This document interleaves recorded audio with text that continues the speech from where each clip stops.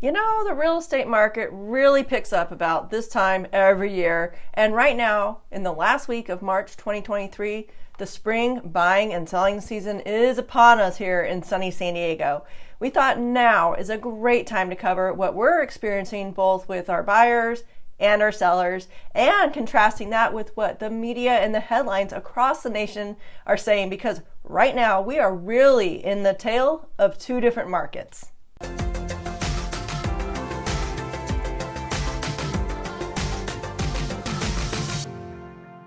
So let's start with what we see and hear in the headlines. We read headlines of bidding wars fading, hearing things like the average Idaho homeowner sees equity decline by $21,000, while others say the typical Florida homeowner gained $49,000 in 2022. Continual reports of a slowing this spring season with price reductions, blah, blah, blah. Yeah, that may be the case in other areas, but guys, it is different back here in San Diego. Hey, if you're a buyer and you're holding out for lower prices, you better not do that based on what's happening in other areas of the United States. You need to rethink that strategy, and here's why. Most of our recent transactions were all with multiple offers, not just with the buyers either. That's right, our listings we represented as well. We'll get to some of the details about what's transpired with those transactions in a second. First, I want to talk a bit more about the two very different markets that we're seeing right now. Some properties are getting many offers with people overbidding the initial asking price, and yet some properties are sitting even after many price reductions. How can that be, right? As an example, we're going live this weekend with a home listed in Poway, and when we looked at the comps in the MLS, the same zip code, we saw the two market situation playing out.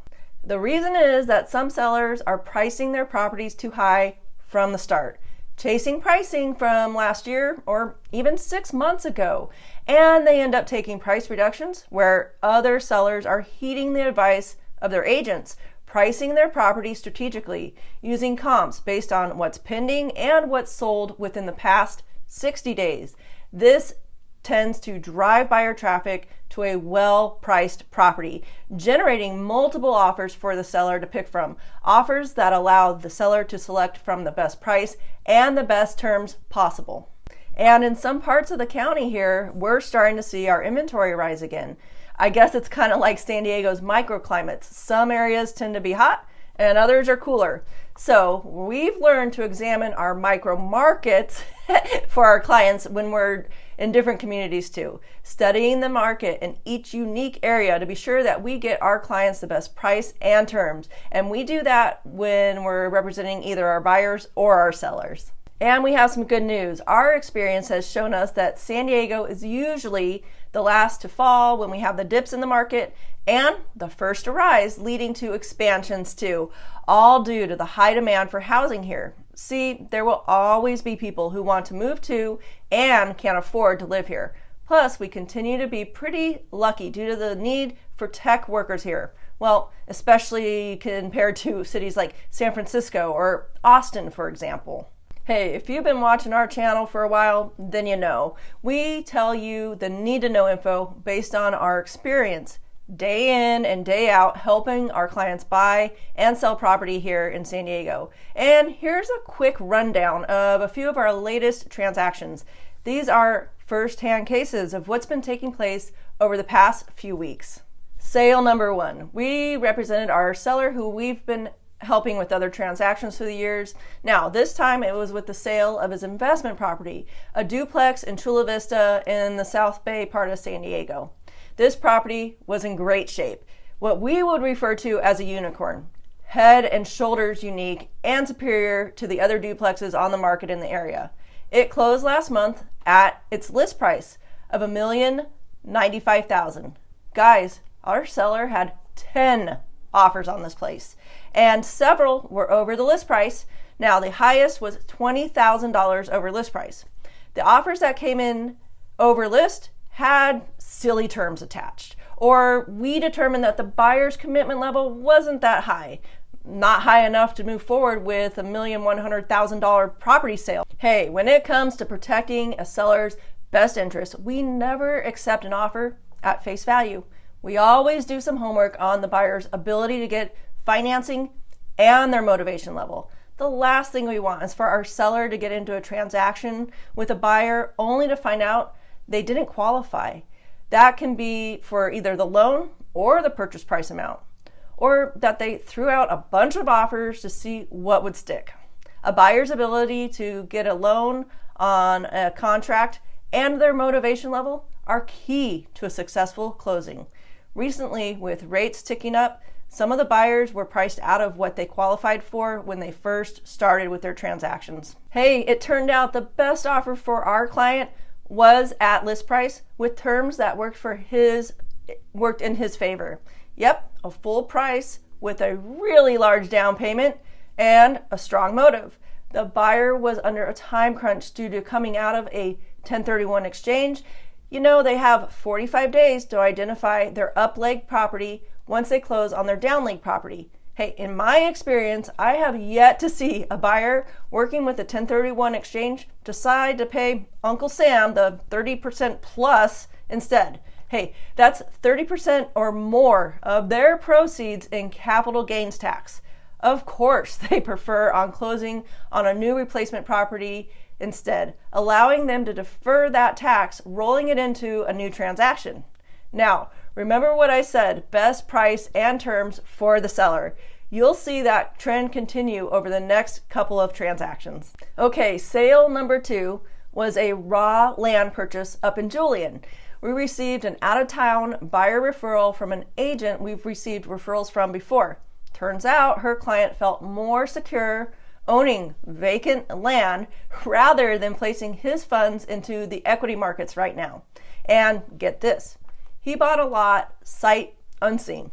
You know, somewhere where he can eventually build a home later on.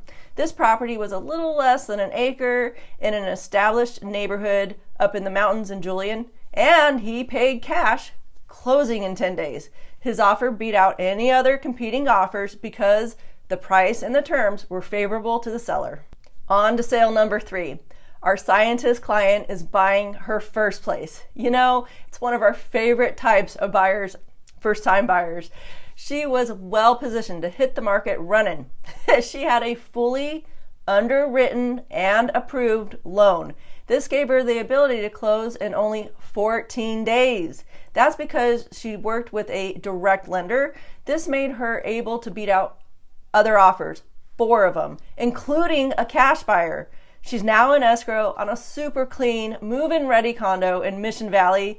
We're happy to say her appraisal just came in at list price, and the lender is busting his butt to get everything wrapped up and closed by the 7th of April. You guessed it, the seller chose her offer because he knew it was a sure thing.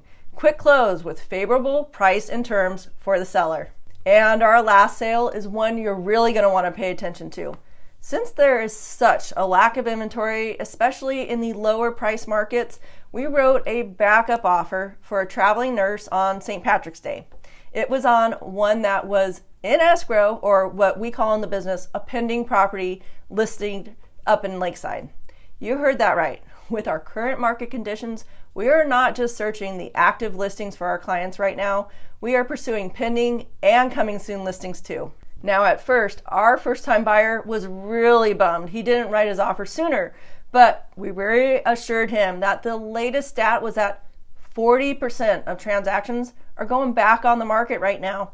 Number one reason is interest rates rise, less and less buyers qualify, and if that happens in the middle of a transaction, the property goes back on the market. I know, pretty crazy to hear, right? Well, a backup offer at least gave him a chance at the property before anyone else. If it in fact did fall out of escrow, well, to our surprise, yesterday, our buyer client received a seller counter offer. Turns out that prior buyer, in fact, had trouble with their loan. With our client's prayers being answered, he was able to step up into the first position on what he told us was the home of his dreams. And we're opening escrow later on today. It's a small but totally renovated home with a new well, and it's on just over 2 acres among the boulders and all the wildlife out in North Lakeside. And the way that we secured his position, offering a little more than what the current buyer was at, with their price. Plus, the kicker to that, a 14-day close, because once again, we made sure his loan was fully underwritten and approved. We came in with a higher price and terms that the seller could not refuse, especially after they were been stuck for a few weeks with a buyer who was never going to be able to get their loan. You know, one thing that's really cool when you think about it, all 4 of these clients are referrals, either past clients or mortgage lenders or other agents referred them to us. Guys, you know, when you got a great dentist or a hairdresser or even a car mechanic, what do? You keep using them, of course, but you also refer your family and friends. Really, anyone you know who's looking for great service because you know that they are reliable and they're good at what they do. The same thing happens in real estate. The national statistics are interesting if you ever check them out. Fact is, most agents are lucky to have closed a handful of transactions in their entire career. Most don't have experience with vacant land, residential, commercial, or income property. We do, and we provide excellent service. So, who do you know that needs our help buying or selling here in San Diego, or really anywhere across the U.S. for that matter? Reach out to us. If we can't assist them because they're out of our area, we will find a like-minded, experienced pro. We vet agents out of the area for folks all the time. We match up great seasoned agents to help your family, friends, and co-workers. Hey, buying and selling real estate is a big deal for most families. We've learned that you do not stay in the business, well, not as long as we have, without building up a solid network of referrals and repeat business, and of course, all our new clients like you who watch us on YouTube. Well, I hope this quick rundown helps explain what's really going on here in the San Diego real estate market right now. If you have questions or want to review your situation with us, just reach out. A quick call, email, or even a text. We can't wait to help you out too. And I'll see you on the next video.